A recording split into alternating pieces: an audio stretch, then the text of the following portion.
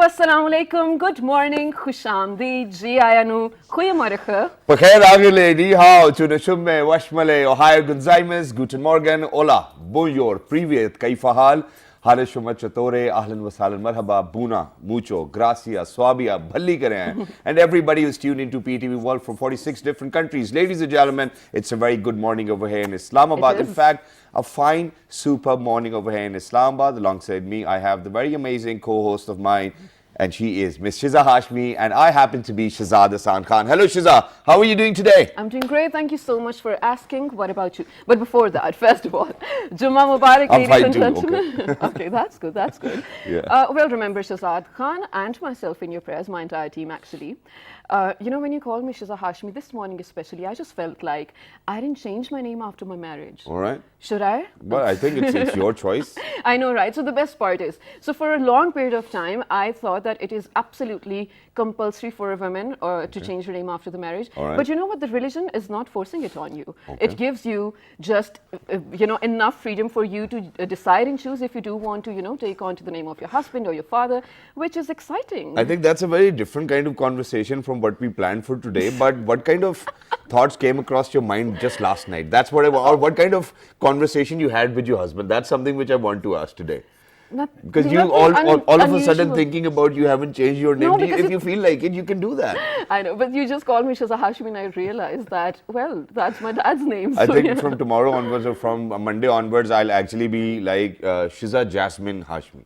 Is that correct? That's your full name, That's right? my full name, yes, absolutely. But other than that, ladies and gentlemen, a very sad note to begin with. We have been going through this pandemic for so many months now. And unfortunately, we are into it for the second time. And it's not going anywhere, I'm telling you that. And it is not a joke anymore. We know a lot of sectors over here in the federal capital have been sealed again, of course, smart lockdown going on. Exactly. Not only in here in Islamabad, but so many different parts of the country as well. You know, the government was actually thinking of shutting down again the wedding halls and restaurants and whatnot, because it is you people, us in fact. It is us who are not taking care of ourselves and abiding by the SOPs, which is absolutely so essential. Do we really want to go through all of those well, godforsaken months again, sorry to use these words, but I mean, it was just insane. And Shahzad, you know what? Again, we happen to be the privileged ones, alhamdulillah. So even while we were working, yes, so but throughout the pandemic, we had Alhamdulillah, food to, you know, on our tables every single day. And, well, meals 3 times probably a day. A lot of people who lost their jobs, imagine how they were actually bringing bread to their table. Or how they were actually, I mean, just making do of all the resources they had. There were some who didn't even have any resources. And access to food is one thing. People didn't even have access to medication for that matter.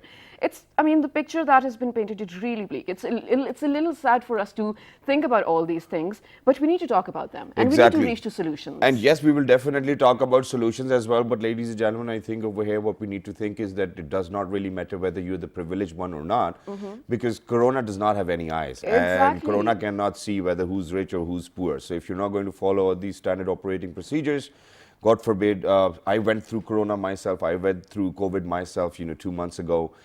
And I'm sure that, you know, nobody wants to go through that feeling as well, being locked down in your room for 21 days. That's a hard task. And when I was traveling, I had to be in my room then for 14 days as well, but I was quarantined as well. But I think what is important over here is to make sure that everybody gets food on the table, that that there's equity. I'm not talking about equality. I'm talking about equity over here, that everybody gets what they actually want for themselves, what is good for them as well. And I think today actually happens to be a very important day, Shahzad. Do you want to add in the first place, or do you want me to go with my... I actually do want to add over here. Shahzad, you know where you said that everyone, of course, deserves food and equity. Yes, but we're talking about food with, well, I want to say beneficial nutrients over here. Do you know that Pakistan, in the recent few years, actually, Pakistan produced more food than the entire population required, but still a lot of people who are living in underprivileged conditions did not receive that. Or, I mean, adding more to the stats of it, this is recent from this year as well, more than 20% of the general population is undernourished, which means even when the food that we are getting doesn't have the right kind of nutrients. And that is for the general public. Let's talk about children, especially under the age of 5. More than 45% of them are malnourished or stunted, which makes the 3rd largest stunted malnutrition population in the entire world. It is just so unfortunate. But ladies and gentlemen, adding more to that, we have a small report to share with you about this particular thing that we're talking about today. Happens to be World Food Day. Absolutely. Yes. Let's take a look at it and then come back and discuss it in detail. Let's do this. Good morning. Somos las raíces que nutren. 每一位粮食英雄都发挥着重要作用。 Nous devons nourrir le monde. È giunto il momento di risollevarsi. Together, we can make a difference. To lives and communities everywhere. Нам нужна устойчивая продовольственная система. لأن مصيرنا واحد. Grow, nourish and sustain together, ladies and gentlemen. But today there's another special occasion, and that is that today actually happens to be the 75th anniversary of FAO as well. We'll be congratulating them. But very quickly, ladies and gentlemen, we have a very apt panel to discuss about World Food Day. Yes. And what about those countries where, you know, children are actually dying of not having food? I think everybody needs to come together, because this is something, God forbid, if you're hungry, you know what kind of animal you feel as well. Imagine that people not getting food for, you know, days and days. I think everybody needs to work together. There are 150 countries coming together on this day as well, and making sure that each and everyone gets food to eat, which will actually benefit their health as well. So ladies and gentlemen, to talk about that, we're very lucky that we've once again been joined by the chairman PARC. He happens to be Dr. Muhammad Azim Khan Sahab. Hello sir, Assalamu alaikum, good morning. Walaikum salam. Welcome back. Thank you. Thank you very much for joining us. Alongside Dr. Muhammad Azim Khan Sahab, ladies and gentlemen, we have been joined by the country representative of FAO. She is Meena Daulat Shahi. Hello, Assalamu alaikum, good morning and congratulations. Thank you. Assalamualaikum to you. Walaikum assalam. Thank you very much for joining us. Alongside her, ladies and gentlemen, we've actually been joined by the representative of Country Director WFP, who's actually been awarded by the Nobel Peace Prize as well. Ladies and gentlemen, he is Mr. Chris K. Hello, assalamu alaikum, good morning. Assalamu alaikum, thank you very much for having me. Walaikum assalam, thank you very much for joining us. And last but not the least, ladies and gentlemen, earlier we actually used to be joined by Mr. Kazil Bash as well, but he's not here today. But since he's not here, he's actually made sure that somebody's actually going to represent Oxfam over here. He happens to be the country director. He is Mr. Sayyid Shahnawaz Ali. Assalamu alaikum, good morning. Assalamu alaikum ji.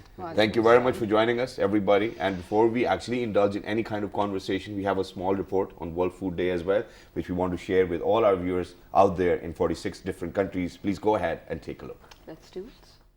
Food Day is an international day observed every year around the world on 16 October in honor to the date of the founding the Food and Agriculture Organization of the United Nations. World Food Day calls for global solidarity to help all populations, especially the most vulnerable, to recover from the crisis and build back better to improve food systems. An essential part of this will be sustainable agricultural practices that preserve natural resources and the climate.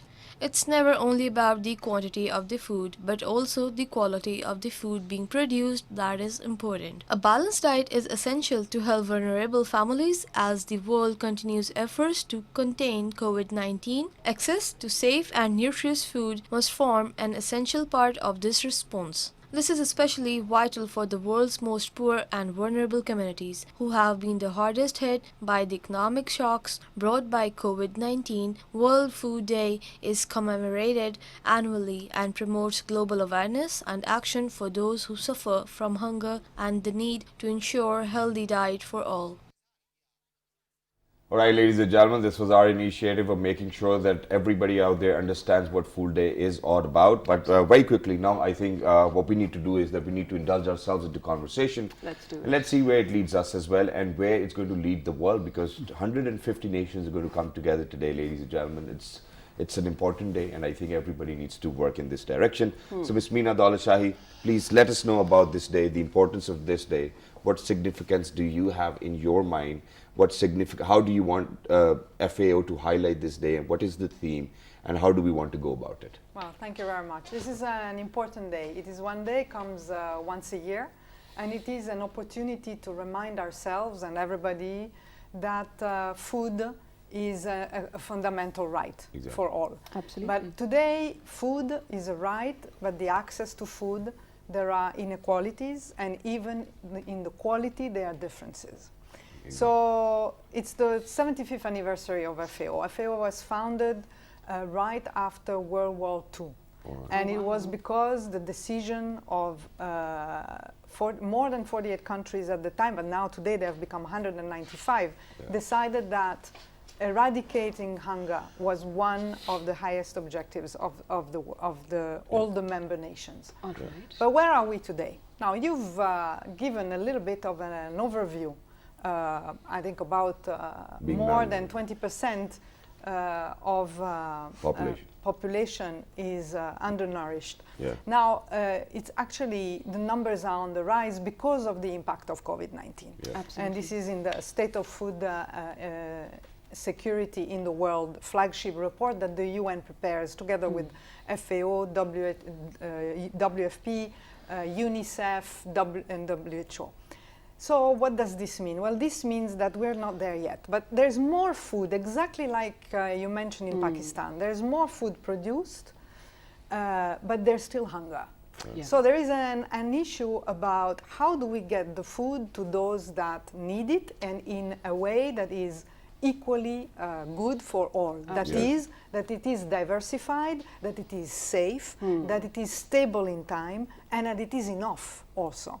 And enough for each human being, depending at the phase where it is, because a child will have different needs than somebody who is already above 65 years old. Agreed. And a pregnant woman will have much more needs than another person in equal age, but not in this condition. So this is the big equation. Now, what we have learned with COVID, COVID, as you said, has been very sad.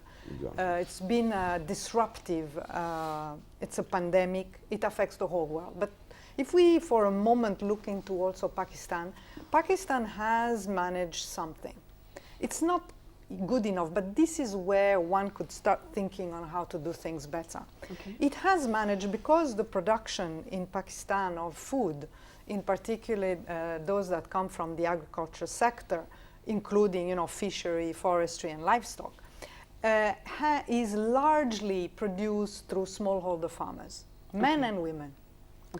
You have a large majority of women working in agriculture.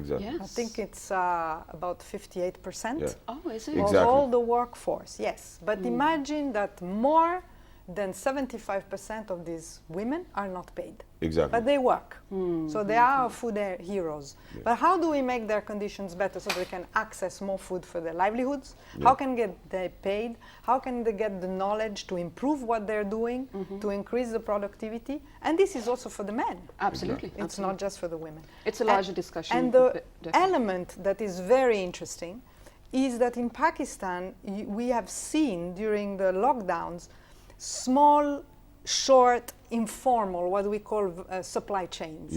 Like from the farmers, and then somebody with a little truck, and then taking the food to some close-by market. So it means it reduces the distance between the production and the consumer. The farm to fork becomes smaller. It becomes more resilient. It becomes less exposed to shocks. Which is a good thing. It is a very good thing. Now, how to make this work in a way that it brings also food to those who need, and that there's no wastage. And we will come back to that. You actually have to hold on to that thought as well, because I'll move on to Chris Kay over here. And you're representing World Food Program. So I think nobody else can actually answer this question better. Where are we in terms of when we talk about hunger all over the world? What kind of food programs have been introduced? Where are we if we talk about SDGs as well? And I think that all of these things need to come together so that we make sure. And how many years do you think any organization would require to come together with other nations to make sure that there's no hunger in the world? And sorry, Chris, I'm just going to add to this because it's a... He always does that. It's a complementary question. So the WFP stated, this was after the pandemic, and then our premier, of course, in his speech at the UNGA spoke about it as well. When we're talking about food insecurity, WFP predicted that in countries like Yemen and Syria, around 600,000 people are expected to die of hunger due to the pandemic, and this is not before that. Let's talk about the stats and how should we go about that actually? Do we have a part to play as individuals or as Pakistanis? Well, let's wait for the answer now. Yes, exactly. She's answered. And Shazad, thank you so much. I mean, there's a lot of questions. Oh, sorry. And a little bit overwhelming, I think, in many respects, because the problem is in itself overwhelming. It is. And the stats are going the wrong direction. We had seen some progress in terms of the numbers of people who were being reported as food insecure up until a couple of years ago. And sadly, that progression is now being reversed. Okay. And why is it being reversed? Well, we've touched on a couple of reasons. Certainly, COVID, of course, is having a horrific impact. And you're right in referencing our Executive Director, David Beasley, who has spoken at the Security Council on this very issue, bringing the attention of the world to the fact that because of COVID, we will increase from 135 million people who are on the brink of starvation to potentially a further 130 million in addition. You know, that's the entire population of the United States of America who are in a situation of starvation around the world. And it's unconscionable in a world of plenty. Now, you ask about whether we're going to meet the 2030 zero hunger target. Again, our Executive Director, and I think it's been reiterated numerous times by the Secretary General, we will not reach that target as long as there are war around the world. And that's our biggest challenge, certainly as the World Food Programme. We are very much focused on providing food assistance to people who are affected by conflict, who are affected by natural disasters in emergency situations. And you know, the demand for our services are on the way up, for sure. We provided 100 million people with food assistance in 80 countries during the course of last year. 80 countries? Yeah. Wow, brilliant, brilliant. But you know, the requirement will be even more in 2021 for sure. Of course. And you know, the challenge is that as a United Nations organisation that is voluntary funded, i.e., you know, we're out there with our tin. You know, there doesn't seem to be the money to be able to provide for us to be able to meet those needs, and that's a real challenge. And it's a bit of a travesty, I think, in a world where there is so much investment income that is being parked away by private investors. You know, you wonder, wouldn't it be possible to be able to move some of that money to be able to help the world's hungry? That's the challenge, I think, that we face, because we have very generous donors, for sure. But it is time that I think the world at large has an opportunity now to step up and to meet the challenge of world hunger. And it's days like today which give us the opportunity to really give attention to that. And we hope that every nation can actually come together as well and do so as well. But just one humble question, and that is, why do you think that this disparity exists among nations as well, where we talk about people being very literally hungry or probably, you know, leading to starvation, and then at the same time we have a larger number of people who can actually feed themselves probably for the rest of their lives as well? Why do we have this disparity? It's the oldest story in the world. Well, yeah, I mean, income disparity is a structural issue that doesn't just affect the availability of food. Is food directly related to income in the first place? Of course. Of course, right. So while we will definitely again talk about that in detail, I want to move on to you. You being the country director, first of all, I think we need to identify, because we're also taking this day to celebrate actually all the people and the stakeholders involved in the food chain, and then you know, the food process actually, right? There are food heroes. Food heroes, yes.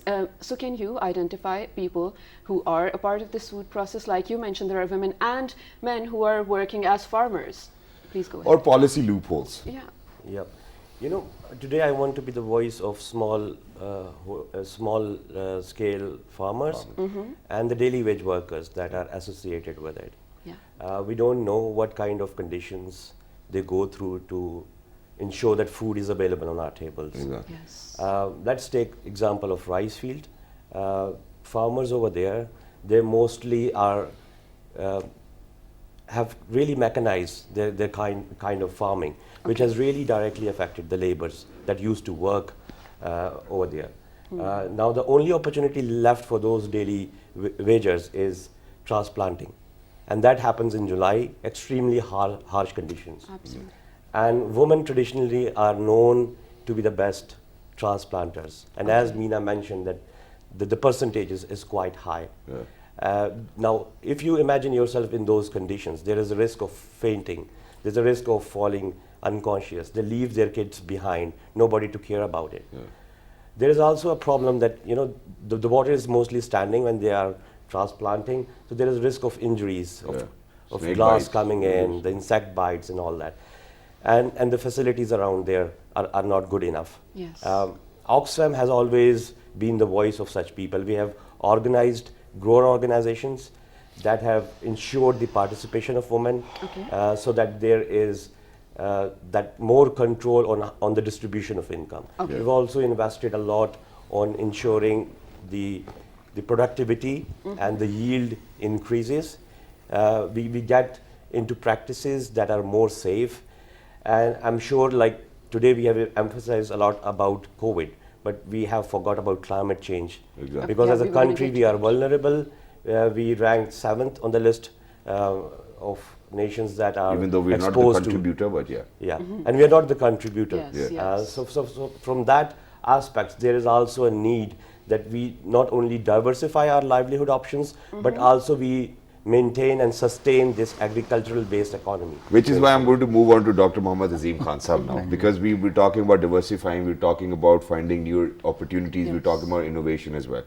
Now, Dr. Sahab, I have a very interesting question for you. You know, so you know, within a year's time, you know, I travel 2 or 3 countries, probably UK every year, you know, because my sister and my entire family is there. But as soon as I land over there, in the next 15 days, I actually gain 2-3 kgs, and it's because of the food I eat over there. I'm being very honest over here, and the food is organic and it's healthy. And whenever you take a bite, you know that you're getting healthier every day. I feel stronger. You know, if today I have an apple over there, the next and I do 50 push-ups, next day I'm doing 52. That's how it is. But not just that. Okay, that's one thing. Why do you think our food is not healthy over here? Number 2 is that whichever developed country you go to, you see that people who actually own, for example, you know, 6 acres of land and they have 6 tons of yield, probably in every season. Imagine what they've done is that they've reduced their manpower, they have introduced newer technologies, and now they probably have 10 tons of yield within that same land. Where are we on this? Are we even working in this direction? Are we even talking about technological integration within the farming system as well? That's a very important question, and I think on World Food Day, this type of question must be asked. And I will start from a positive note, although you see there is a lot of negativity. Positivity is that in Pakistan there are still many regions where we are producing organically. Okay. I want to tell you, almost in whole Balochistan, lot of fruits, lot of you see cereal they are produced under organic condition because of you see the drought condition prevailing there. Similarly, in our Thal area, this gram is absolutely produced organically. Right. If you just go to the hilly areas, mountainous areas, you will find that walnut, almond, many fruits, they are produced organically. Exactly. So, a lot of things. Whereas I accept, I fully understand as well and fully acknowledge and understand that in areas from where our major food is coming, it is mainly irrigated areas, and Punjab is contributing hugely, maybe 80%, and then other provinces. In those regions, we started relying heavily on chemicals, chemical use, including fertilizers and pesticide. And also a lot of food, particularly high value food, vegetable, they are produced in peri-urban settings. And we know that we could not manage urban wastewater properly. And that water is being used for the production of these commodities. So these are the factors that are contributing. And FAO, historically, we very closely work with FAO. And educated farmers in using, in increasing, getting higher productivity as well as using chemical rationally. It's a very huge program, very successful program we were running in Pakistan from 2000 onward. A lot of farmers were educated. Still FAO is supporting those communities who are being trained under that project. So there are opportunities, and there are no solutions. And in my organization called Pakistan Agriculture Research Council, we are now producing alternatives, alternative fertilizers, biofertilizers, bioazotes, similarly biocompost. So many products at commercial scale. Previously, it was only at experimental scale. Are they being used as well by the farmers? These are being used at a quite larger scale now. We are also entered into a public-private partnership where these products, because previously these products were not produced at a scale where it at level where it is demanded. So to fulfill that demand, we have now included private sector through our company, and they are now multiplying these, including compost, including biofertilizers, and they will be having their own distribution system, because it is not possible for the public sector organization. They can do research, they can develop products, but if you expect that they will be also supplying to at grassroots level to the farmer, that will be over expectation. That is brilliant. Wonderful. And sir, the next question which I'm going to pose to you, I'm very sorry, just before the break, I'm not very sure whether this is your area or forte as well, but I'm still going to ask you as well. Just yesterday while we were on the program, you know, we actually had somebody who happens to be the president of the Farmer Association Punjab, and he wasn't, I think he was about to cry, but he didn't, and he said that, you know, that the farmer who actually grows the entire kind of food for all of us does not actually even get to eat enough. So imagine on World Food Day, where we talk about food or probably hunger or starvation, the man or the woman who grows for us does not even get enough to eat for themselves. Is it the middleman? What kind of reforms do we really need to introduce? And not just over in Pakistan, there are several other countries where the same thing is happening. Yeah. I think, again, another very important area, and we should accept that. In terms of market infrastructure, we really badly failed. It's a market failure. It is not failure on the part of the farmers. Farmers are working very hard. And one can imagine that, you see, I just estimated a few days back that in last 30 years, how much the research system through their technologies and the farmer with their hard work has contributed towards in food production. I found that in major food commodities, in this time period, the growth was 30 to 40%. In many, it might have been at 100%, but anyway, a sizable growth has been achieved. But the problem is that when the farmers harvest, we could not help him when he is harvesting with proper machinery.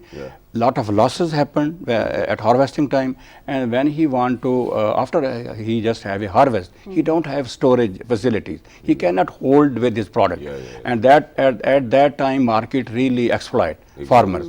And whosoever is want to get benefit, you can see the case of wheat.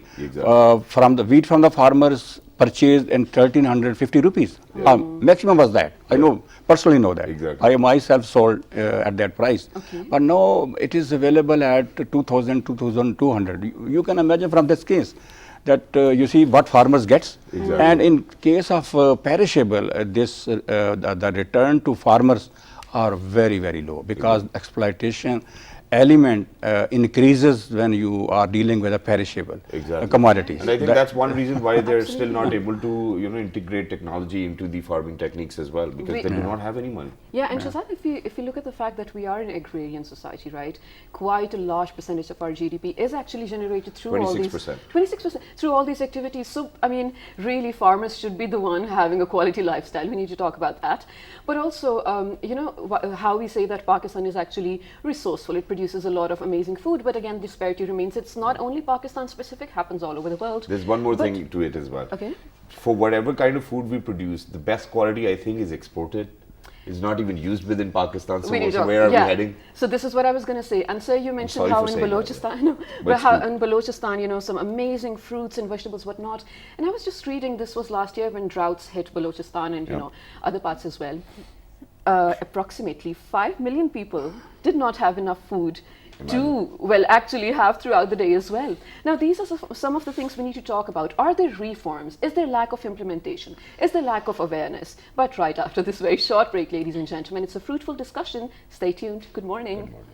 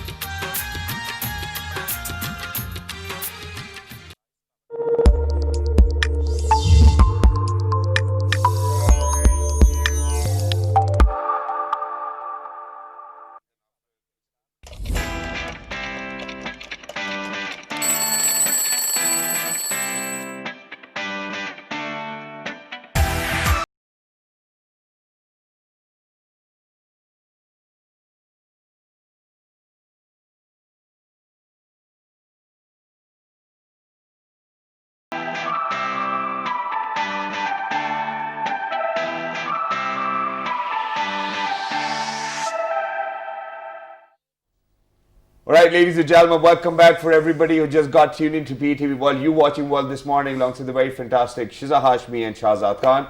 Today, ladies and gentlemen, we actually gather together. Well, in fact, gather is being together as well. And we talk about World Food Day, where we know, ladies and gentlemen, that the situation is very bleak. Not all over the world, but there are different parts or different subcontinents where we really need to put more focus on as well. But right now, we actually have a small report by World Food Program. We want to share that with you, and then once you will come back after that report, Mr. Chris K will actually speak his heart out. Let's see what he has to say.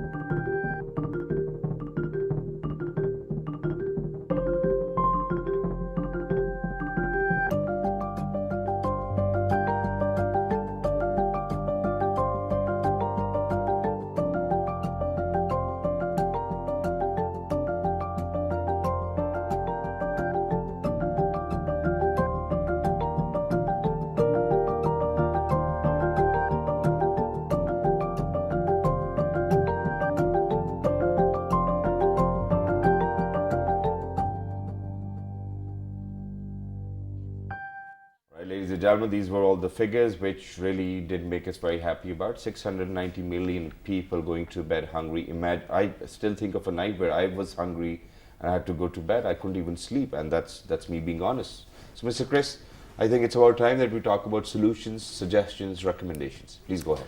Well, thanks. You know, that little video I think was important, but you know, it has quite a strong Western orientation. Okay. The food wastage in the West is outrageous.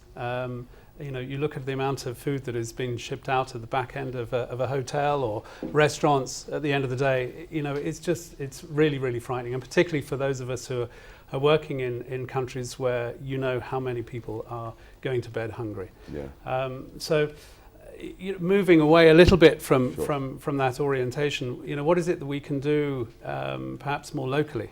And I think it does come back to a little bit of what my colleagues, the fellow panelists have been saying, which is, you know, to improve the diversification of food production at a local level, to enable communities to reap the benefits of that local production, that we can do a better job in terms of managing the food that is produced, to making sure that food isn't wasted, that it is managed effectively from the field all the way through to the market and onto people's plates. There's an awful lot of very simple things that can be done in terms of storage and a more effective logistics work that certainly that's something that WFP is very adept at understanding. We move huge amounts, millions of tons of food around the world. But being able to manage that and to use that capability and that technical capacity at a local level is really what we're about here in Pakistan. Okay, just one more thing though, since you know you talked about how there are of course generous donors and then a huge amount of food going to places where needed. It's going to become a little political, but I do need an answer from some official. There are, you know, we recently also saw news of how some countries wouldn't allow food programs to reach the underprivileged ones or the people in need for so many reasons. So if, let's say, people in Yemen, or let's talk about Syria, if, you know, the occupation forces are not allowing WFP to go there with the food trucks, isn't it a humanitarian issue anymore? How will you make sure that those unfortunate humans still do get food? Yeah, I mean, this is the whole issue of the use of food as a weapon of war. Mm-hmm. And I mean, it really is. It's disgusting that that happens still today, but unfortunately it does. And you're right. We see it in Yemen. We see it in Syria. We see it in many other countries where there is conflict. And this is the reality for us. We realize how important food is as a way of being able to build peace, build the conditions for peace. True. If you know, if your child, your son, if your daughter is hungry, you're going to fight ensure that that child gets the food that it needs. So it's a vital ingredient to achieving peace. WFP is absolutely 100% committed to being able to negotiate the access. You know, really, we leave no stone unturned to ensure that access is possible for those people who are caught up in conflict. And I think, frankly, that's one of the reasons that we've been successful and we've been recognised with recently with the Nobel Peace Prize. Wonderful. So very quickly, because ladies and gentlemen, we only left with the last 5 minutes as well, so we'll focus on solutions more and more as well. So let me move on to Mr. Sage Nawaz Ali Sahab as well. Whatever solutions you have, please go ahead. You know, solutions I'll emphasize on two particular elements in our society. One is youth, which is 63% of population, 61% unemployed, majority of like 48% of the women among our youth are not actively searching for jobs, and we have to look for opportunities on how do we collaborate and how do we engage with them. So there is a role that universities can play here by bringing innovation technologies into improving our productivity and lifestyle of the farmers. The second aspect, that government has done their bit by having food security policy in place, but the implementation of that food security policy is an area which is missing. We need to find out opportunities and incentives for small scale farmers. But that's something which is always left out. You know, we always come down to speaking about policy making, and then we say that, you know, we do have the policy, but the implementation is not there. And I think this is a dilemma with Pakistan, unfortunately. I'm sorry, but you know, it just comes out naturally. I mean, how many times are we going to listen it from panelists? You know, I think it's been 7 years that we're over here, and every now and then this is what we get to hear. Oh, the policy is in place, but it's the implementation. So what's the point of making a policy when there's not going to be any implementation? So question being, who are the people responsible for implementation? And like you mentioned, the youth, so how can individually we become active, you know, we can be active in this matter in terms of implementation? You know, it's all about realizing that it's a job that cannot be done by a single actor. Okay. It's not only government's job. We have to collectively participate. Private sector that sometimes are paying for the profits of the small scale farmers. They have to also identify ways that the quality of food improves from that perspective, and the profit share reaches directly without having the involvement of the middleman in the process. Secondly, we have to make our environment really feasible. One point just came to my mind, that the alternative modalities for utilizing the remains of, let's say, husk in the rice field can be an opportunity for women to engage in. They can prepare bran oil from it, they can make trays for eggs out of it, and that will definitely increase the income at that level. So these kind of things should be included in the policies and plans, and more investment from private sector and players like us sitting today here can be made. Exactly, wonderful. So let's move on to Ms. Meena Daulat Shahi as well. Let's see, what do you think is the way forward for more than 195 countries now? So what we touched on and WFP explained, one is conflict. So it is important to have in the world stability and to work on stability. Now, one of the elements is, of course, there's political aspects, but there's also socioeconomic aspects. And this is a fundamental piece. In fact, the FAO Director General Cu Dongju, also speaking at Security Council and General Assembly, was putting this on the plate. And it is very important, therefore, that programs that help resilience and stabilization are set forward. So, for example, FAO has developed a COVID-19 response and resilience program. It has 7 components. It includes trade, it includes smallholder farmers, but it includes also something which is very important. And as we are here talking about 46 countries, it is also cross-country collaboration and exchange. So hand in hand is important, that this goes beyond national boundaries. Because what we've seen is otherwise countries default to, for example, protectionist policies, and this is not helping. So there needs to be better integration. There needs to be focus on smallholder farmers. And FAO is a technical agency, and as such, we've developed many programs. We work in 131 countries. 145 countries, and there's many programs which are extremely successful. But then what do you do? Because we can only do to demonstrate, to work together to find the solutions. So what is important is exactly what my colleagues were saying here, the other esteemed panelists. You need to have others come in. It's not a one-person job.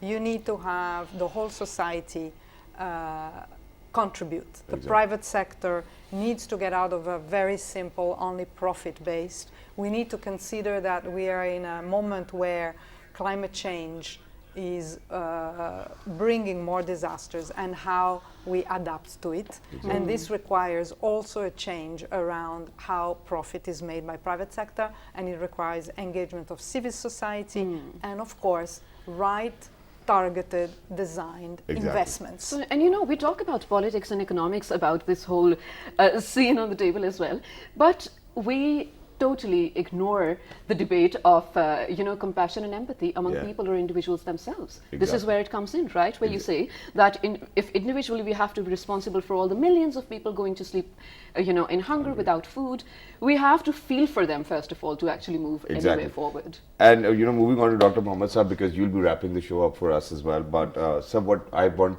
you to do is, I mean, this is just a humble suggestion. And that is that, the world has been speaking about women empowerment. The world has made sure that to empower women, they'll actually have to give them some skill sets. They'll actually have to give them or provide them with a facility and a platform as well. Don't you think, even though that it might not be in your capacity, but somebody who happens to be the chairman of the Pakistan Agricultural Research Council, don't you think that you can run a program for farmers' empowerment?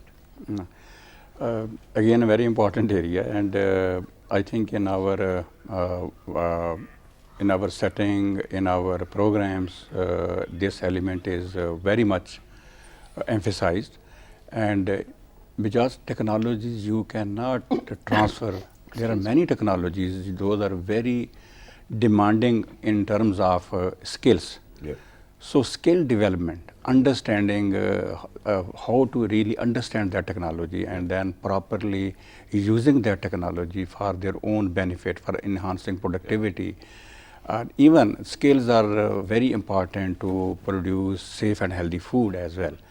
And women can play a very marvelous role because in many, although in total or on average, women role is also very high.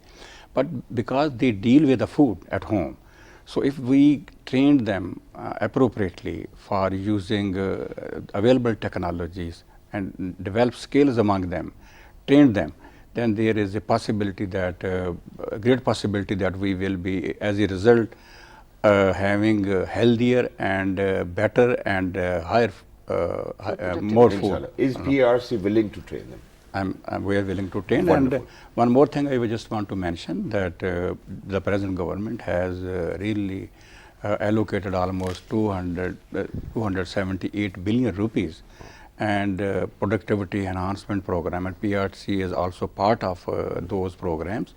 Under those programs, we will implement those programs properly.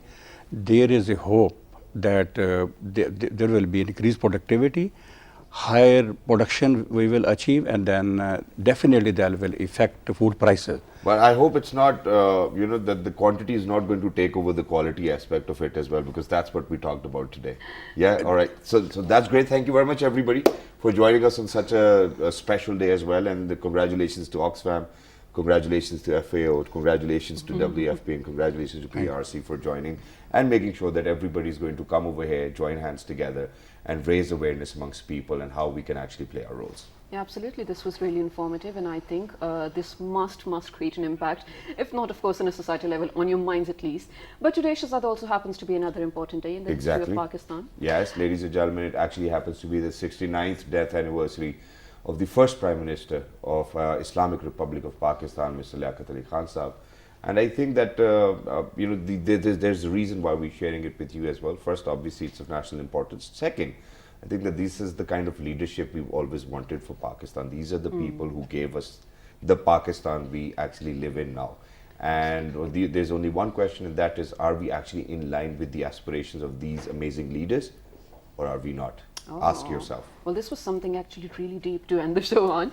But if you do have any questions regarding what we talked about today, or how you can contribute, or how actually you can make a change, you can write to us on our Facebook page with the name of... With the name of World This Morning on your television screens down below. It's here. Yes, on Twitter. On Twitter, it's World This Morning. Without a G. Yeah, you're absolutely right. On YouTube. On YouTube, ladies and gentlemen, you look for PTV World and then you search for the most viewed morning show on PTV World, which is World This Morning. Shukr Alhamdulillah. And the repeat of this show you can catch. And the repeat will be at 5 past midnight. Until the next time, look after yourselves. It happens to be Friday. Please make sure that you remember each and every one in your prayers. Have a great day. Have a great weekend. Follow all the SOPs. We do not want a second wave. I still want to go back to the gym. I don't want the gym to actually go under lockdown. Please, ladies and gentlemen, make sure that everybody fulfills their responsibility as a good citizen. Good morning. Stay safe. Stay home.